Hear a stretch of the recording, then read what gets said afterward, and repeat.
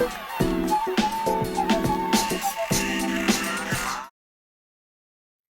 everyone, thanks for coming to the second video of Bitmoji Classroom, and I'm just going to go over a couple more advanced techniques. So let's get started. This is where we left off in the last video. So we are going to continue just to customize the classroom a little bit. So let's say that you have an image that you can't find a transparent background from.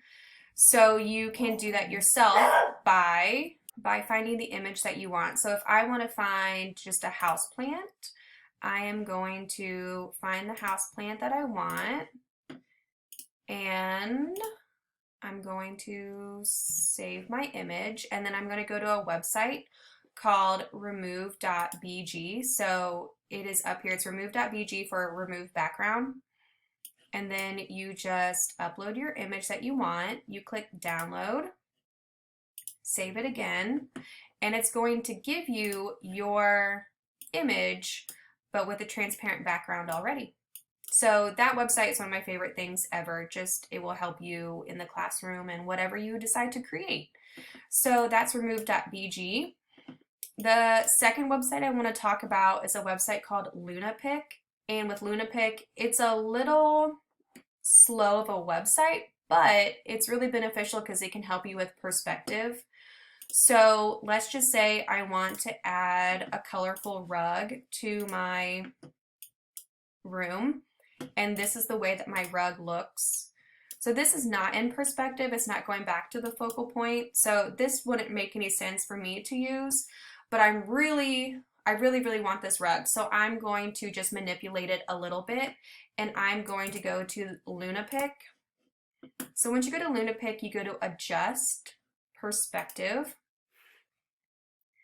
and this is just the example image, but you can take the corner and you can move it down to the perspective that you want. And then you would just save that image to your computer, and then you would just upload it to slides. So once again, you can use LunaPic just to help with perspective issues as well. So what I like to do when I can't find something specifically that I want for my classroom, I just like to crop a bunch of different images and put them together. So I'm going to show you what I did for that. So for my painting room, I really wanted a long counter, and I wanted a sink in the middle, but I couldn't find that image anywhere online, so I just made it myself. So these are 3 separate counters that I found online. So I just copied and pasted them so that way I would have a couple different ones. The countertop is just a shape. So I went to Insert, Shape, and then I found the shape that I wanted. So that's just a different shape. And then I put them all together. And then the sink is actually a sink from a different image. So I can show you what the full image looks like. It looks like that. So if I want to crop that, all I have to do is just double click, and then you get a black border, and then you just crop it to where you want. So you can do that for really any sort of objects that you want. Just that cropping tool is really, really important. The other thing is I like to play around with the colors of all of my objects as well. So when you click on the object once, you go to Format Options, and I just want to make sure. When you come up to Format Options, it says Recolor. And then from there, you can just kind of play around and recolor it. You're a little limited, but not by too much. So they can be really fun. And you can also adjust lots of things from here as well. So I could take the brightness down if I wanted. I could make it more brighter. Play around with the transparency as well. So that is all under the Format Options. All right, so let's talk about publishing this to the web. I have included a Google Doc, and on this Google Doc there's a lot of different videos because I don't have enough time to go over everything with you, obviously. So go ahead and click on the Google Doc. You're going to see way more videos to watch, and there's so many different ways on how you can get your Bitmoji Classroom to the students. So I'm just going to show you one way with how we can do this. So I want the students, whenever they open this, to open this in presentation mode. I don't want them to open this in the editor mode. So currently we're in the editor mode. So we are going to do this by using a Chrome extension, and the Chrome extension is called Sir Links-A-Lot, and I have this on the Google Doc as well.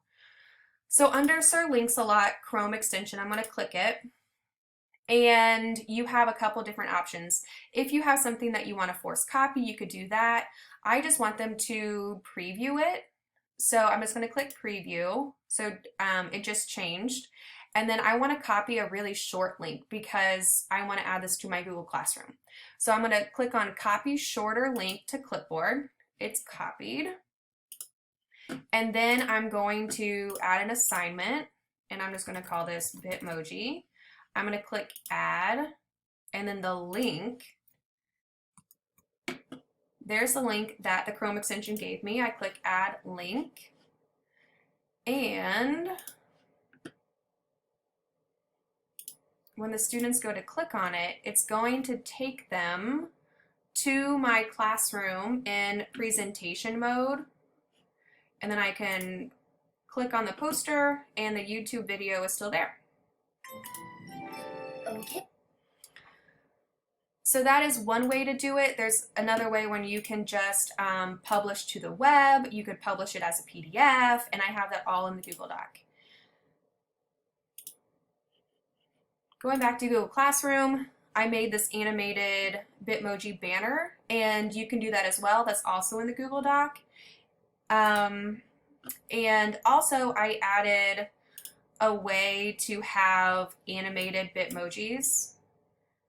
So that is also listed as well. There's just not enough time for me to go over that. And lastly, I just want to go over maybe more of the collaboration element of the Bitmoji Classroom. So thinking about how you can link to other people's classrooms, this is really exciting stuff.